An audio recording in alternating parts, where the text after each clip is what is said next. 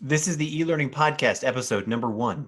For me, the future of learning, what it should be, is coming to a balance of all these different modalities, that we absolutely value and love in-person training and use it at the right time and the right space to drive the right kind of learning objectives. And then we absolutely love and value online learning, both live and self-paced. And we start to say, oh, there's this whole quiver of tools that we can check out and use. Let's be judicious about picking the right tool and maximizing what it does for the learner.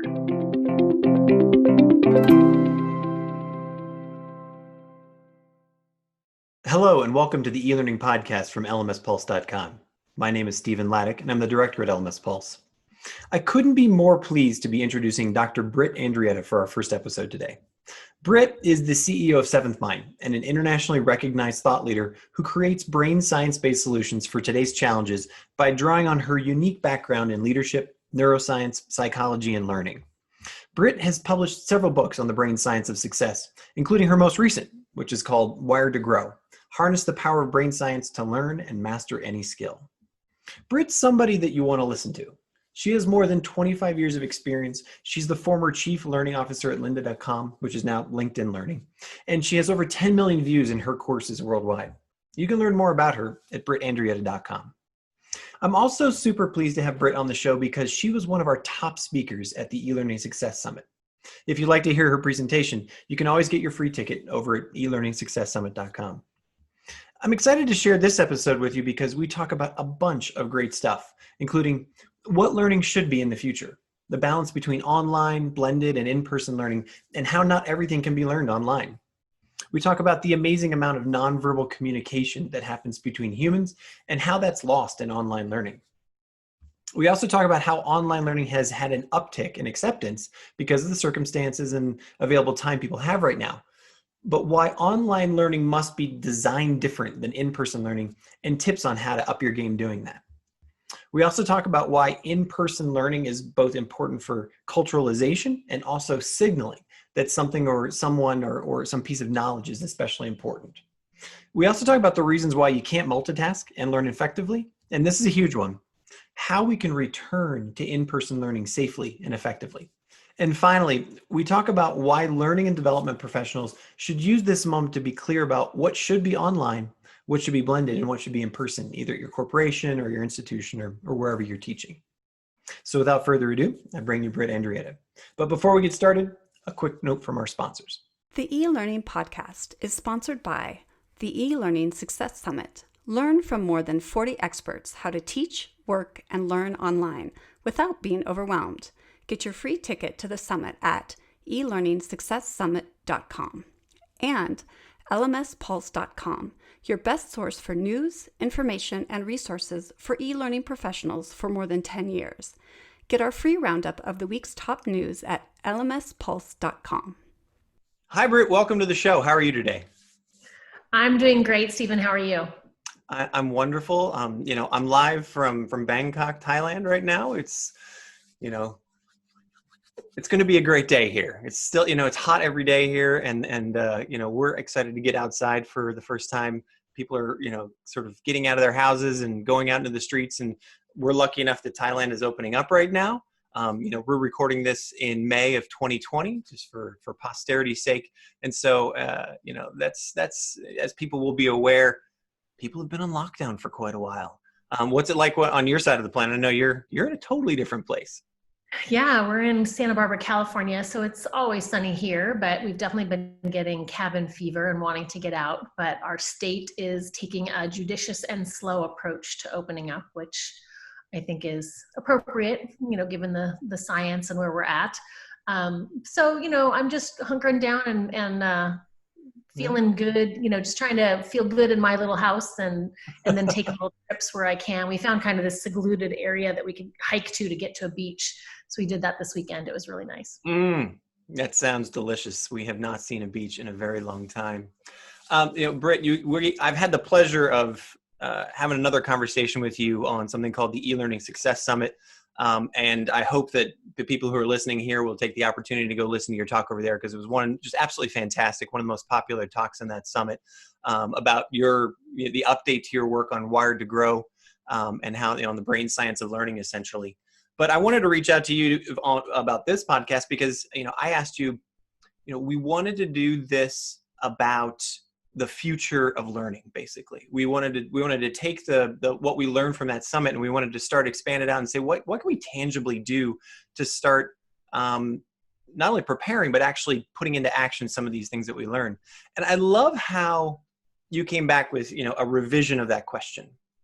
And your revision was what the future of learning should be, right? Because we're all online right now. We're stuck in our houses. We're stuck in our apartments, and people are frankly getting a little sick of Zoom conversations, getting a little, I know my kids, my wife, they're just like, I literally had my eldest son say, Dad, I got to get it. I can't do this anymore. I can't do it anymore. I can't do it anymore.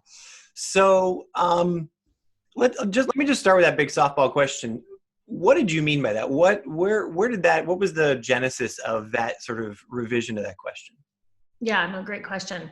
So part of it came from, I'm really tapped into my tribe of other learning professionals and talent professionals around the world. And they've been reaching out to me through my website and through LinkedIn, kind of saying, I'm worried. I'm worried that by moving everything online, which me and my team are trying to do, our leaders are going to say, oh, this can all be done online. Well, then we're never going to spend money to have people come together again. And so I wanted to kind of separate this moment in time, like just because something can be put online, and I think my tribe is doing a phenomenal job pivoting. We're all doing a phenomenal job pivoting, right? These are crazy times. Yeah, I mean, it's super, super crazy time. And even if, yes, I'm gonna leave it there.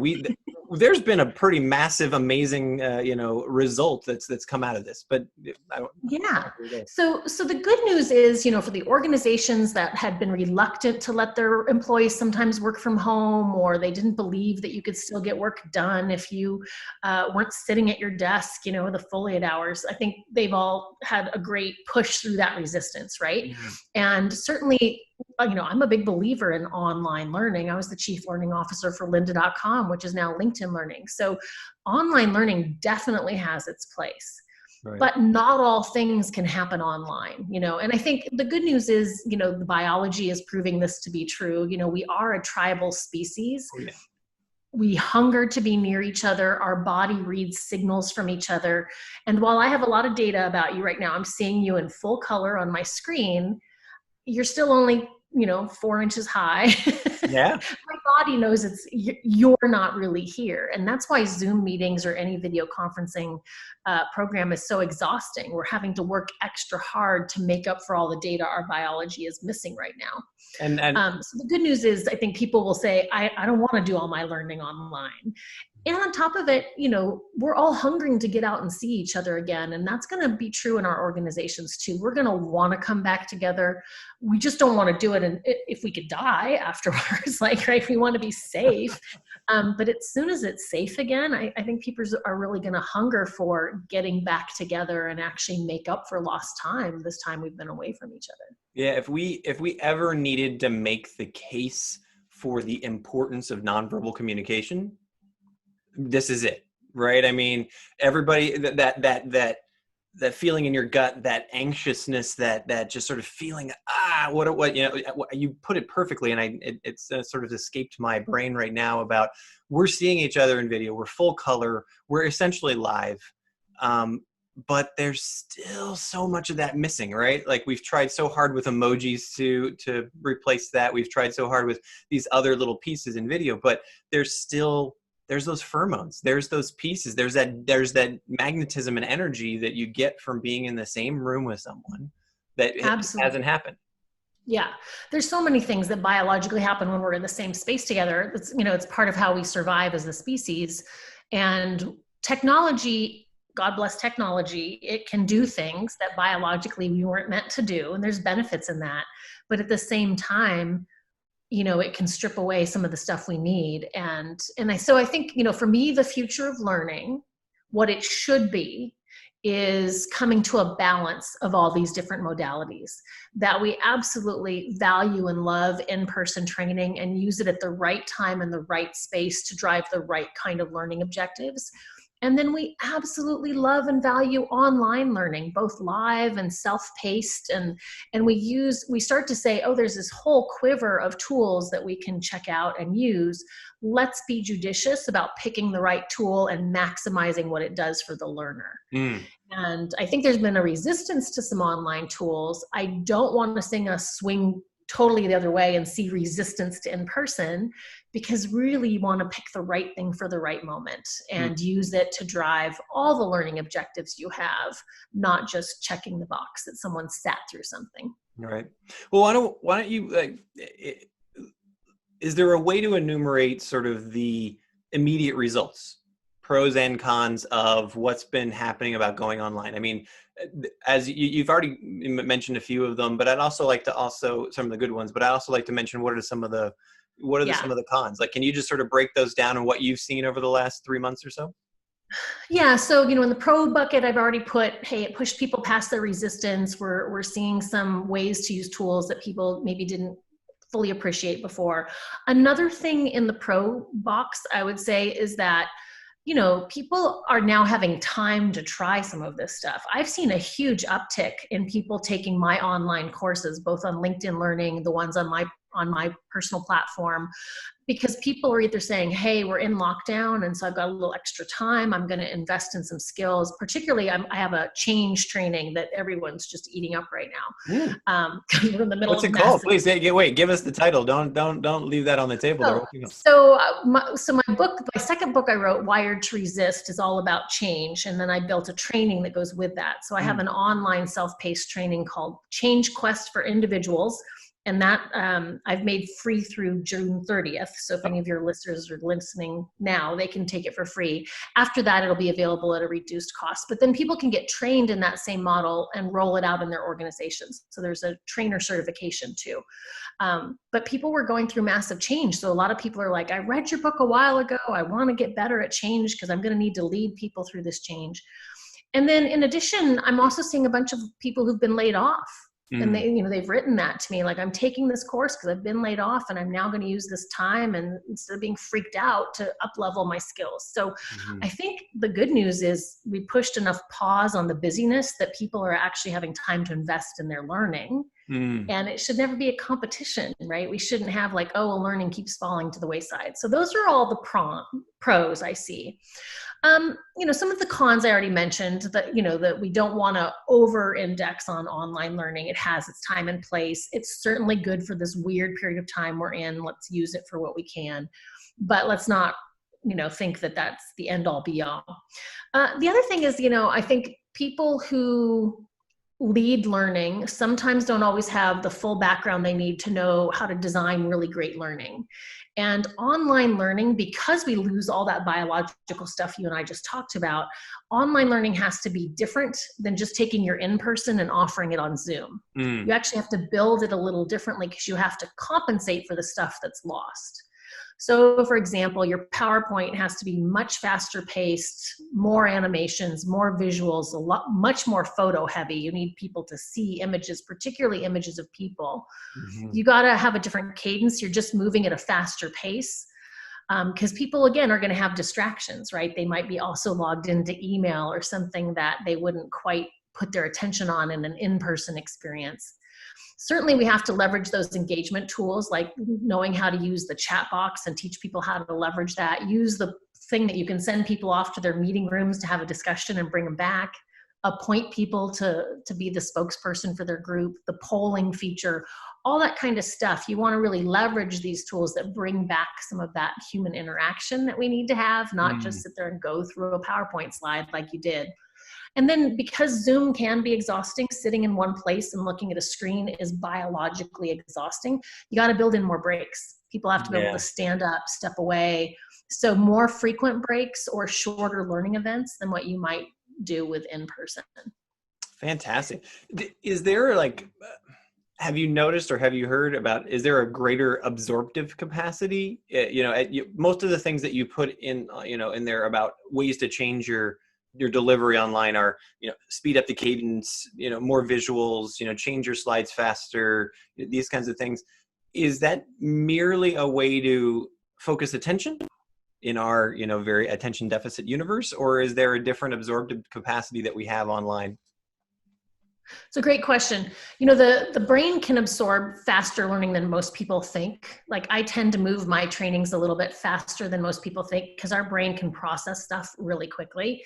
And oftentimes, if you think about it, a lot of people still adhere to that PowerPoint slide with bullets. And sometimes they put all 10 bullets up at once. They don't even animate them on one at a time. So after you've glanced at it for 10 seconds, you know what's on there.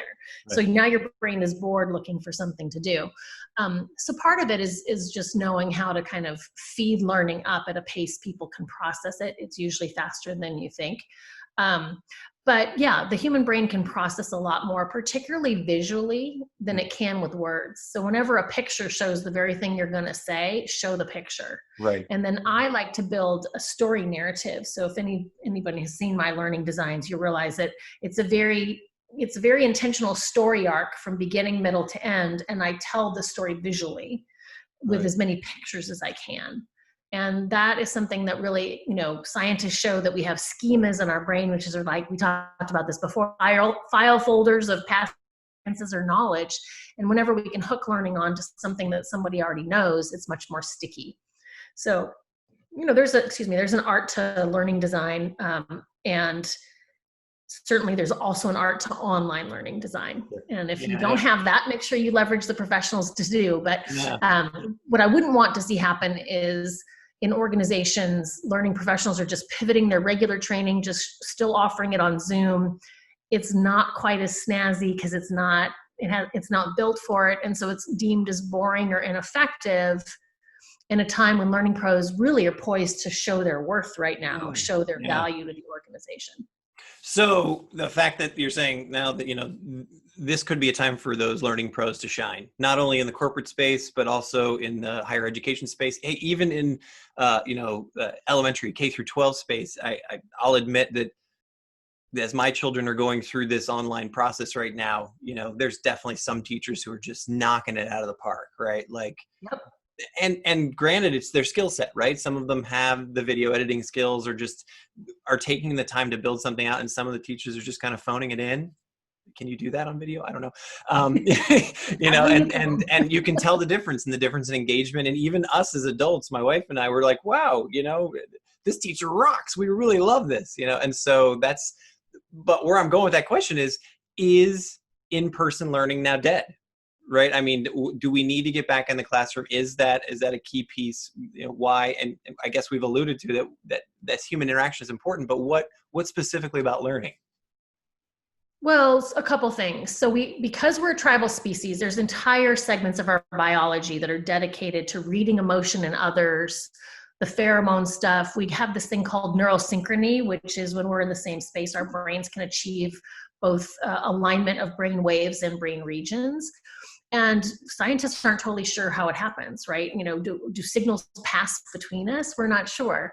Wow. So a lot that happens. And then in addition, when you learn together, the learning gets attached to that group of people who learn together. So like if you and I went through a learning experience together and later I ran into you, my brain would bring up the stuff we learned together. So you start to have this reinforcing effect. That's why you want managers to go through manager training together, for example, because those relationships keep activating the learning.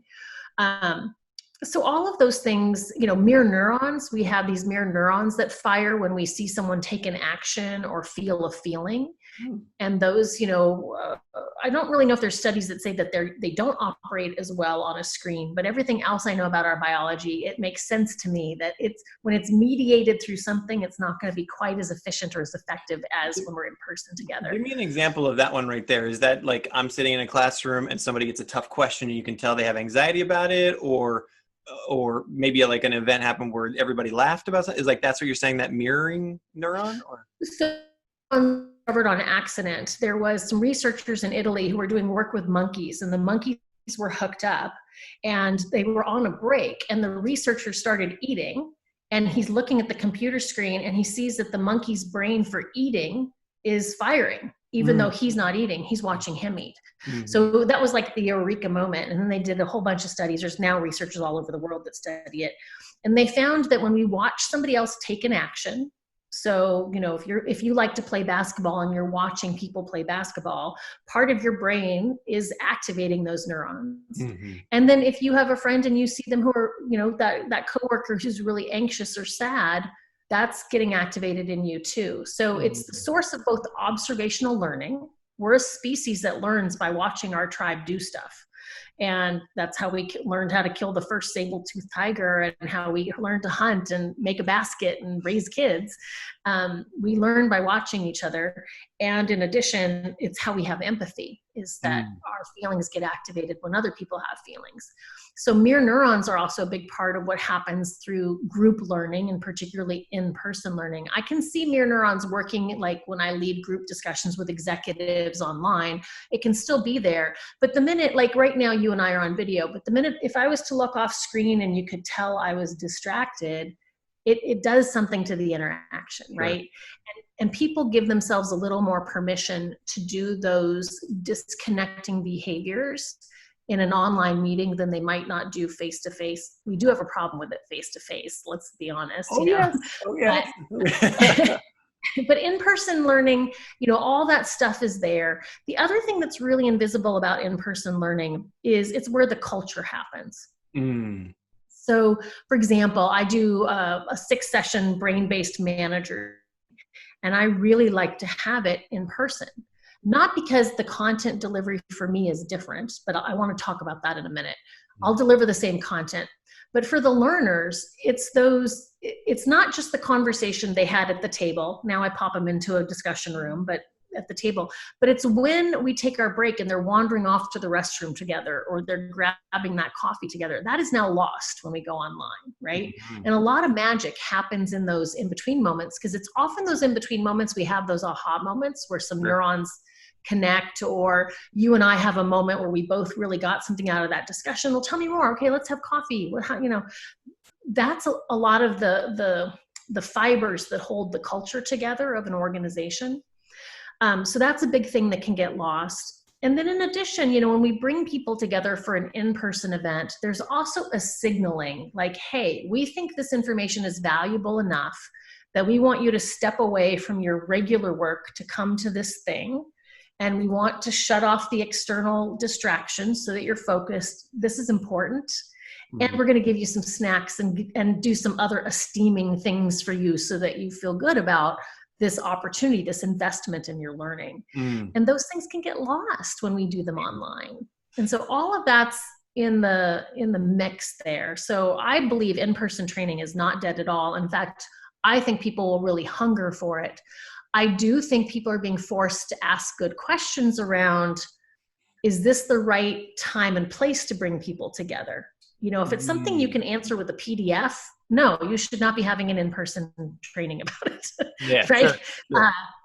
There's some stuff that's informational. There's some stuff that's basic instructional. I believe in the power of video, but there's some stuff where it really needs to be the sharing of the experience, the talking it through, the seeing the reaction, all of that culture stuff that's invisible, but hugely important. I want to know, so I want to return back to that point that you were making. You said that there was something about delivering that executive training that you wanted to come back to. I don't want to lose that, but just put that on the table or put on the shelf for just a second. Because as you were describing some of the pieces of the online learning world, like I have been a part of the Zoom conversations or the conversation where you have 20 people on the screen and they're all, or like you said, they're distracted, or they don't realize they don't have their camera set up right or whatever. And it is just one of the more horrific moments in my world, in my opinion, of human existence, right? I'm just like, oh my Lord, all of these people, they don't know what they are projecting to whomever's speaking, right? And I guess, you're lucky enough to have plenty of experience, on the speaking world and being in front of crowds where you've seen it, right? Where you can tell as soon as people get distracted by their phone or they've wandered off or whatever, but now everyone's seen it. And, I wanted to just put that on the table as a way to point out that those moments that you're talking about where it's like, okay, look, I'm listening, but I'm not really engaging. And then when we get up, we have those moments. I'm just thinking about the last time I was at a training or just an event or anything, or working with students. It's that little anecdote or that little story, that other connection that's not related at all, where that's where you build that connection, and suddenly you've built the credibility or the foundation that will then leap into, okay, I can trust you. I can believe you to listen to this training. So, but take it. Sorry, did you want to add something there? Or? Well, I mean, I was just going to say absolutely, right? There's, and that's why it's so exhausting. Our devices can be distracting, and especially if they're pinging and we see stuff come in, like it's really hard, because that's also a brain science thing. Our brain is wired to hunt for the berry. We're a hunter-gatherer species. So part of our biology is really dedicated to finding that last berry before winter, or, looking for something, and we get the dopamine rush when we find it. And so all of our devices are actually built to tag that, there's actually a little, like, big corporations hire brain scientists to kind of guide them around, how do we keep people sucked into our app as long as possible? Oh, yeah. How do we design the perfect salt sugar combination so people will eat way too much of this thing, right? Science can be used for evil and good. Or delicious goodness. I don't know. Yeah. What is it? So, the thing with that, when we're on screen, is that this screen is the source of a lot of things. So it's hard not to, like, I'm having to resist the temptation right now. My email client is open underneath our chat box, and I can feel my body saying, "Ooh, has anything happened over there?" And I want to click on it. Mm-hmm. I'm going to use great self-control, and I'm not going to, but that's that part of our body that is always seeking something. And so what can happen when we are online is that there's just too many of those distractions. When we have in-person training, we can usually ask people to close their laptops or put down their phones, and maybe they grab them at the break. But for the most part, you can have a little bit of a culture of paying attention. And when they do, it matters, because I want to give you one more thing here. Our brain cannot learn and multitask at the same time. Let me repeat And I've that. even heard that multitasking is really it's a myth. I mean, ultimately we can only process one signal at a time, blah, blah, blah. But anyway, yeah. So well, it's definitely true for learning. So when we focus, when our eyes and ears kind of lock in on something, one professor calls it phase locking, it turns on the hippocampus in our brain. And the hippocampus is the part of the brain that starts recording kind of short-term memory. And then ultimately it can either get lost at that point, or it can go to long-term memory. When we focus on something, our brain kind of records a track. So let's say you're paying attention to me right now, and you're listening, and your brain is making this track of whatever this podcast is about. But if you open your email and you start reading an email, I turn into the Peanuts character voice in the background, wah, wah, wah, wah, wah, wah, and you start to read the words on your email. But you cannot read those words and understand them and hear me simultaneously. The senses can't do that. So what they do is they go back and forth. It's called switch tasking. So we go back and forth between these two things. But to the hippocampus, if you were trying to learn something right now, it would have holes in the recording as it switched over to the other thing. And then it would come back. So you'd have, I call it Swiss tasking, because you essentially end up with a Swiss cheese like recording, and you're learning. Now, can we multitask with stuff around the house that you're very comfortable with?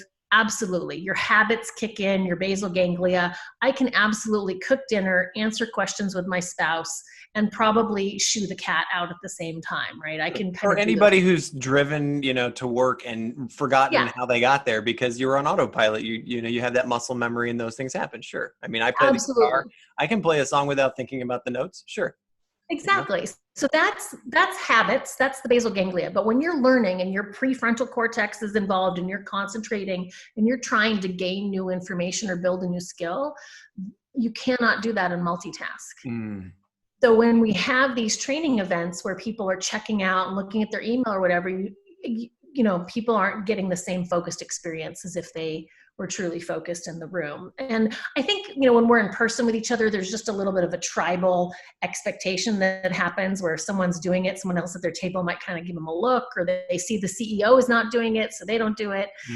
But when we're online, we can get a little looser with that. And, and some people forget that they're on camera. I mean, already YouTube is filled with these fantastic Zoom meeting fails where people took their laptop into the bathroom and showed more than they meant to show, Well, it's and to take that one step further as well. Again, not to bring it back to my life, but even with younger students, right, in the K through 12, we're already seeing all the memes of kids who figured out how to put their avatar up. It's like, can't connect, or they figure out how to they figure out how to avoid because they're not physically present, and so they're not.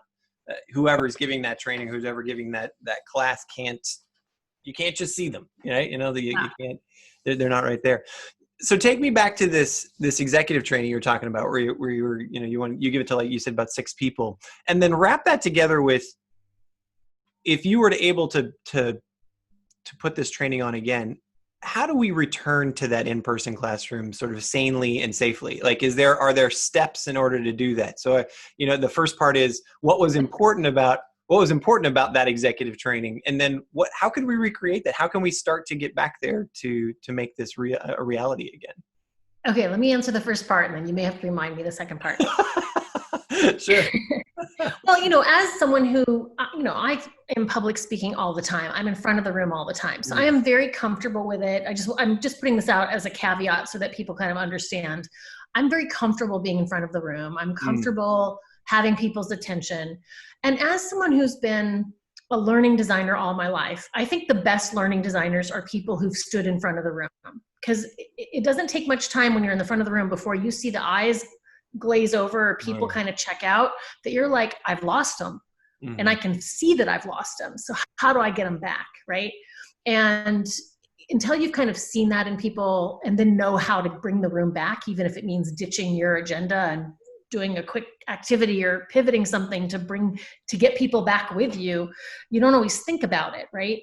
But when I'm leading, I'm always looking at the nonverbals. I'm always looking at the cues in the room. And I've led training for thousands of people in the room, 100 people all sitting at tables. And I'm kind of like tuning in to all these conversations around the room, and I'm watching the dynamics that happen. Well, that's essentially lost to me when I'm training online. So I can kind of look at the little gallery of photos and I can say, okay, Bob, it looks like you had something you wanted to say. And then I have to scroll across 40 people to get to Maria and say, oh, Maria, did you want to add something? Where my brain can simultaneously see all 100 people and kind of tag, there's 3 people I need to call on right now. So I can see that I've lost some data for sure. I also feel like they lose data with each other. So as much as they can have conversations, and when we send them off to these, smaller rooms, groups of 4 or 5, are they tuned in? Did the transfer of the rooms go smoothly, first of all, or did we have a technology glitch?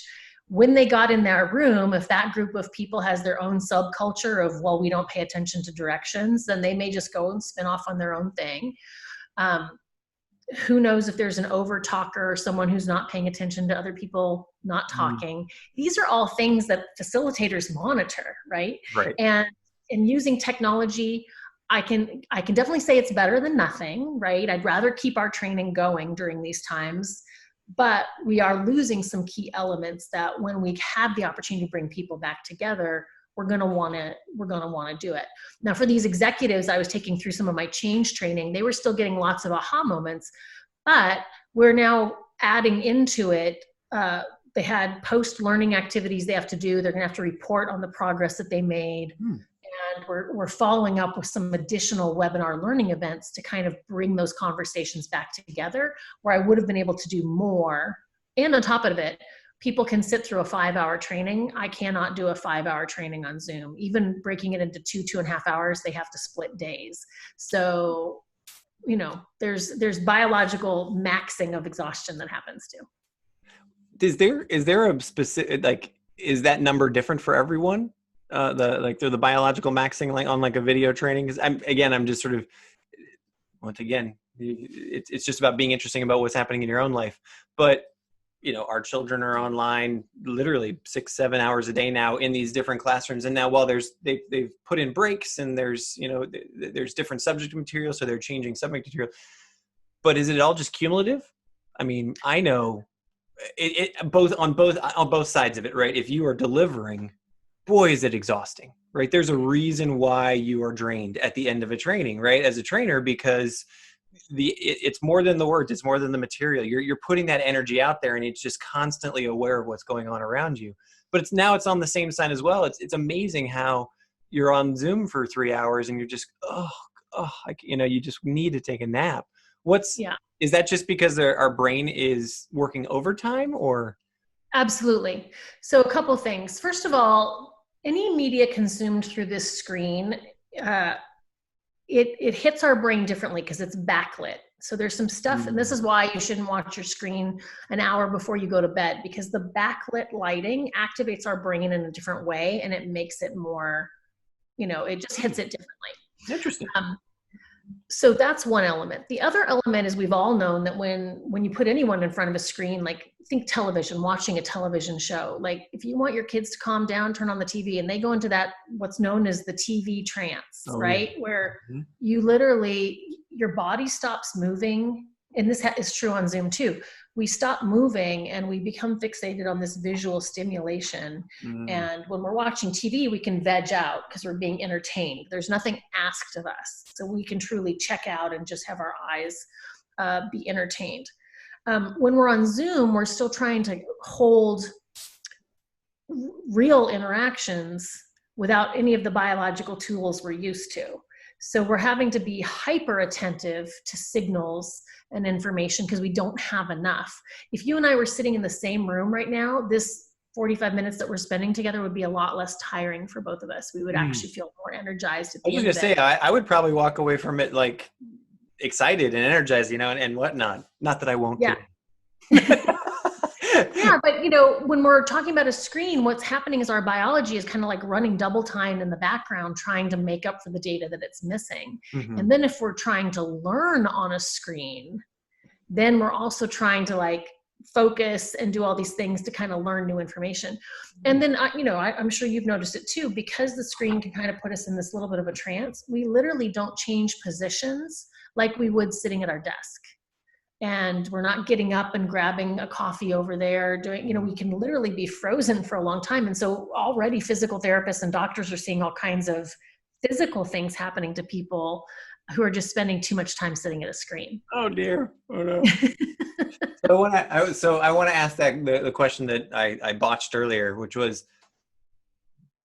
if the future of learning needs to be more than just online, how do we start returning? Let's just, assume that we've got, the the medical go ahead to start gathering again, as we do here in Thailand. Malls are open, people are going back to offices and whatnot. How do we start to return safely and sanely to actually giving in-person training? And I think you've alluded it too. It's like, maybe, I don't want to take words out of your mouth. Okay. Go ahead. Well, two things. I think what's unique about this period of time is that scientists are still trying to figure this thing out, right? Just, at first it was like, don't worry about wearing masks. And now it's like, oh my God, these particles hang in the air, not just after a sneeze or a cough, but even just after talking or singing, they're hanging in the air. So what is safe and what is dangerous is still kind of being defined, because they're still kind of learning out how this thing works. At first, it was like touching surfaces could really be a problem. The latest that I heard this week is it's not as much as a problem, but that could be different tomorrow. So pay attention to what's being said by the CDC and the World Health Organization. But some things we are learning is that with physical distancing, wearing masks, and particularly being outside, those things are safer. So we could start having some learning events that way now. My husband works at UC Santa Barbara, and he's in charge of the whole IT infrastructure, and they're coming back to school. Not all 20,000 students are coming back to campus, but a good portion are, because it's a research university and they need to have graduate and undergraduate students there. So they're figuring that out. They're figuring out, how do we take an 800-person lecture hall and now have 200 people in it? And then are the other 600 still enrolled in attending online, and then do we rotate people through, and how could we have more classes outside with the natural air and stuff? So people are thinking of this. They're changing out all the doorknobs on campus to be the kind that you kick, so you don't actually physically touch any doorknobs. Wow. Yeah, so innovate. The cool thing is we're all collectively going through innovation right now, and every business, every industry is being asked to innovate. But when we think about learning, it's going to be around the safety measures. So physical distancing, having masks, having good air ventilation. I can imagine that we're going to be seeing office spaces, convert to having different kinds of disinfectant systems. Maybe the surfaces all get hosed down by an attachment to the sprinkler system. I don't know how it could work, but we're going to have to do disinfecting and some of these things, because, even once we get through this pandemic, it's probably not the last one. Nature has a way of doing its thing. Sure. So I think this time, though, it's because it's global, we're going to have a massive shift so that we're ready not only for this one, but the future one. But once there's a vaccine, and once there's a relatively consistent cure that makes not getting it not like such a death sentence, I think people will take more risks. I mean, heck, we're seeing people take risks right now, even though it's dangerous. I just saw some Labor Day videos and I was like, oh no, people, in 10 days from now, a bunch of you are going to be sick. So I could see us starting to have in-person learning events now, judiciously for the places that really need it, right? Some people need to get trained on safety protocols. Our essential workers need to be going back to work. We all need our essential workers in the businesses that are opening to be learning right now and learning how to do what they need to do to keep us safe. We all need to keep learning. And then as we kind of start to return to more normal business, we'll just keep adjusting the learning experience accordingly. Maybe everybody gets their own, tablet and everything shows up on their tablet. We're not handing stuff out for a little while, or we're not, there's all these things can be thought through. And I think like what that you just said, it's a fantastic moment of collective innovation, right? Where in every aspect of our lives about, what we're doing for transportation, what we're doing for vacation, what we're doing for entertainment, but now, we can apply that to learning as well. And for the most part, we've seen globally just an incredible effort to step up to the challenge. And what I love is it's real true innovation that's happening, right? So many people just threw ideas on the table, tried things out, and now we're sort of seeing, okay, that didn't work. Let's put that one away. But wow, this one really does work. And I think it's going to be interesting to see as well who bubbles up. As I mentioned earlier, right? There's some of those teachers or trainers or whoever who really just, wow, they're just, it's amazing. You want to come back to the next one because they either put the extra effort in or they just got the skill or whatever. And there's some who are like, maybe you should choose a different career. I don't know. But I don't mean that to this. No, I totally get it. Yeah, absolutely. Well, and it's interesting because Harvard Business Review, I'm doing a talk on innovation next week. And so I've been looking at kind of the neuroscience of innovation. And what's interesting is that Harvard Business Review did a study on the companies that made it through the Great Depression and which ones died, right? Roughly 10% died, roughly 70-some%. I'm going to get the numbers. I think 15% died, 70-some% survived, and then 10% thrived. They came out on the other side better and stronger. And what made them different was that they used the crisis to spark innovation and to truly revision and rethink of things in all new ways. And they used this moment as a time to reinvent themselves and reinvent their industry. And I think we're all being called to do that because I don't think there's any going back to the old way, Well, we really hope not, because this is we've seen so many great things come out of it. I mean, holy smokes, right? Yeah. Yeah. I mean, I think a lot of people have actually really enjoyed, and let me clarify, people who still have jobs. Okay. There's a lot of people who have lost their jobs and they're in a very different situation. Okay. And also, of course, people who've lost life or dealing with a lost loved one. But I think a good number of people in the world are still employed. They have work that they can do on a computer. They have work that they can do from home. And I think for many of them, they're starting to see, wow, I was too busy before. We were putting our time in the wrong places. Like, it's been a great pause. And when you have a pause, it makes you not only see your patterns, but we were all forcibly made to learn new habits during this period of time. And we had to do it enough that we broke through our resistance. So on the backside of that, we're going to have choice. Which behaviors do we want to pick up again? Which ones are we okay leaving? Which ones do we want to find a hybrid? And we've also moved into a state of collective caring about each other that we probably have never had as a worldwide society. Because before, when there were big pandemics like the bubonic plague and stuff, we weren't connected digitally. We didn't have the ability to see suffering around the world in the same way. I saw something really interesting on the news that really warmed my heart. There's so many great examples of things that are warming people's hearts, but the Navajo reservation here in the United States is experiencing a really big pandemic. Per capita, it's worse than New York City. Wow, and I didn't know that. I know, who knew, right? And they spread 3 different states in kind of the Southwest. And they started seeing a lot of donations coming in because they have a pretty big population. They're very limited hospitals and stuff. And a big chunk of the donations were coming from Ireland.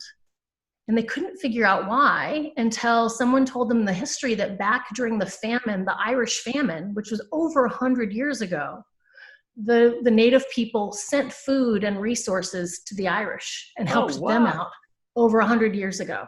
And there's still the those Irish connections that are just that deep. Wow. Yeah. And so the Irish are remembering and now paying it forward now.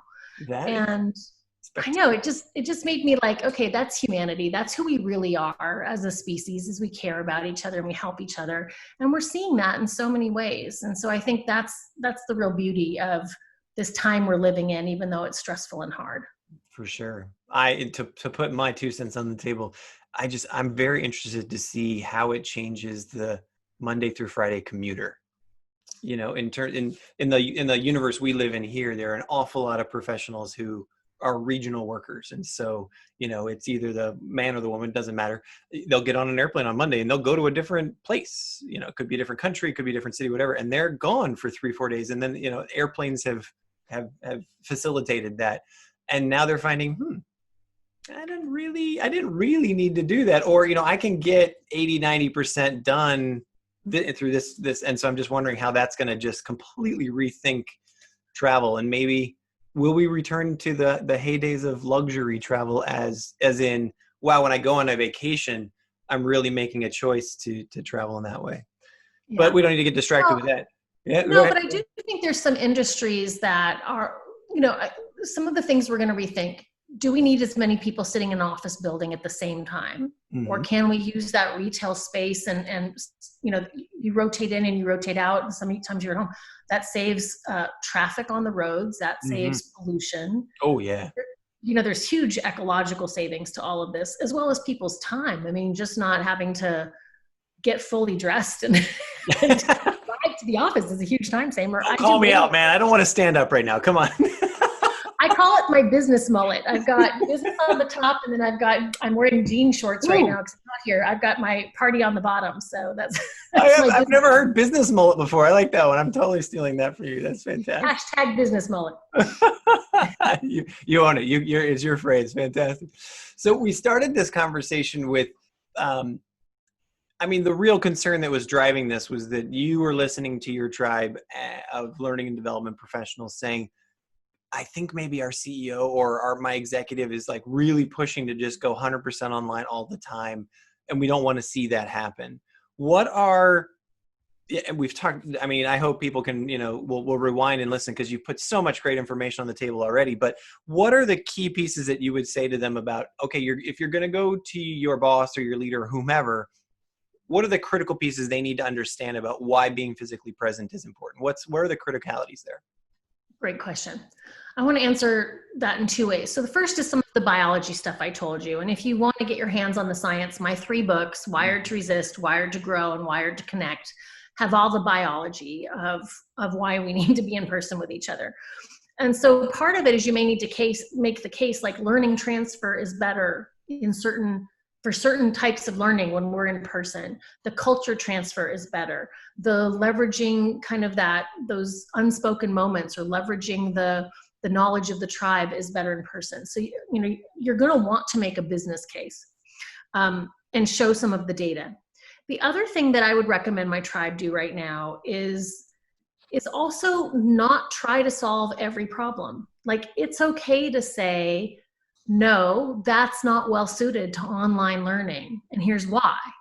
Here's a portion of it we could do to keep something moving for the next 12 months, right?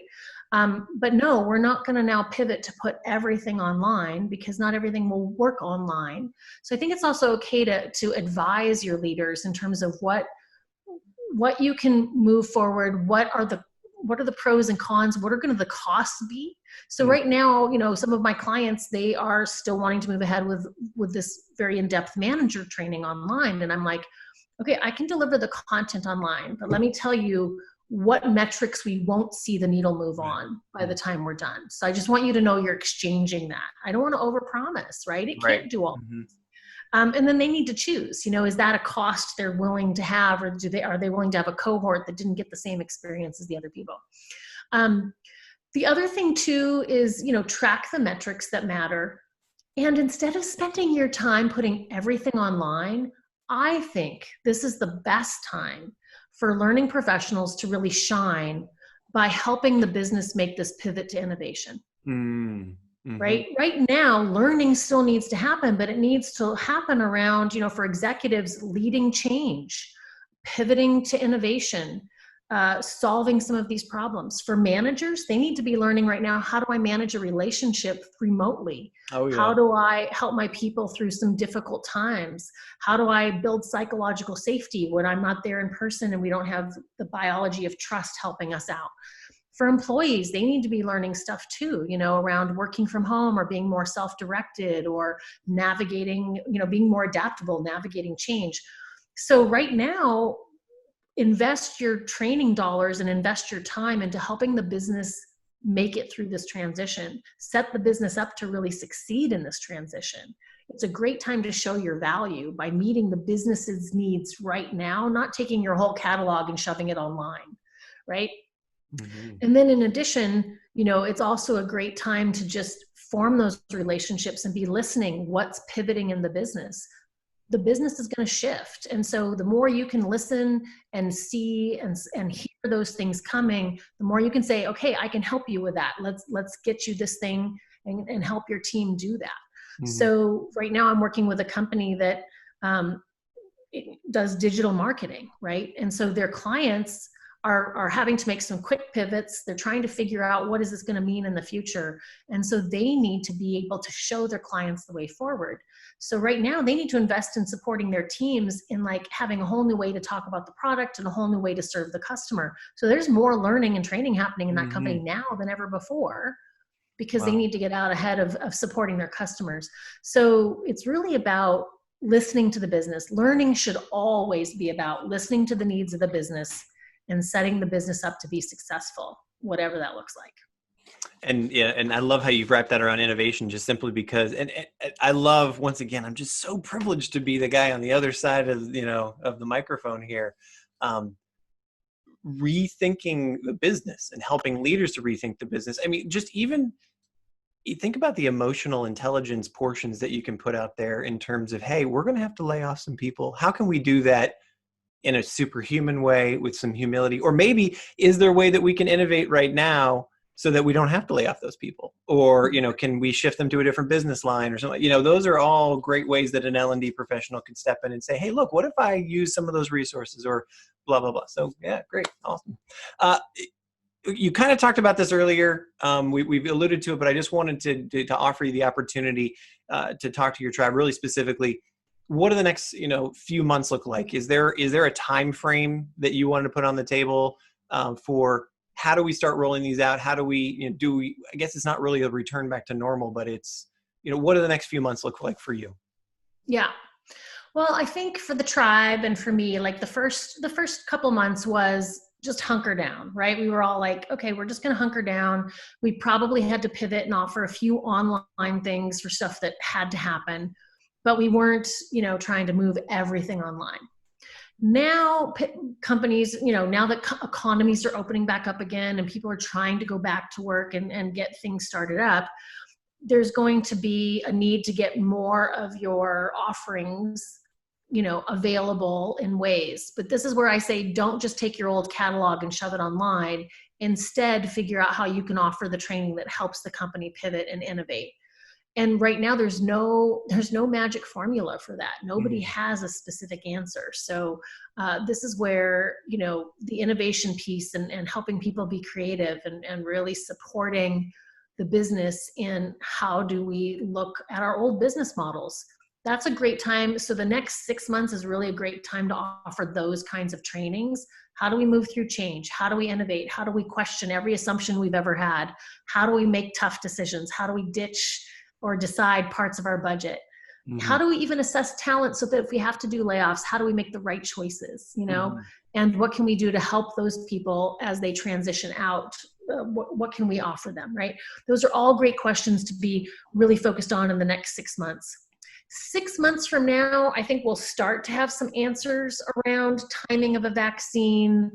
We'll have much more answers about many more answers around how this thing is spread and what kind of new protocols we need to put in place. And so then it's going to be around really starting to get behind teaching and training people how to come back to the workplace, how to do some of those pieces. Some of you are doing that now. For example, if you're in, the food industry, that's happening right now. So obviously you're going to flex with your industry, but there's going to, it's going to go in waves. And really what I would just challenge my tribe to be thoughtful of is be adaptive. Don't be so stuck on the way you've done it. Don't be so stuck on certain things. Be of service. Be of service. The good news is we are learning creatures. So, I always used to say the old PowerPoint was the wall of the cave, right? We are a species that if you've got a person who's willing to teach and someone who's willing to learn, boom, it's going to happen.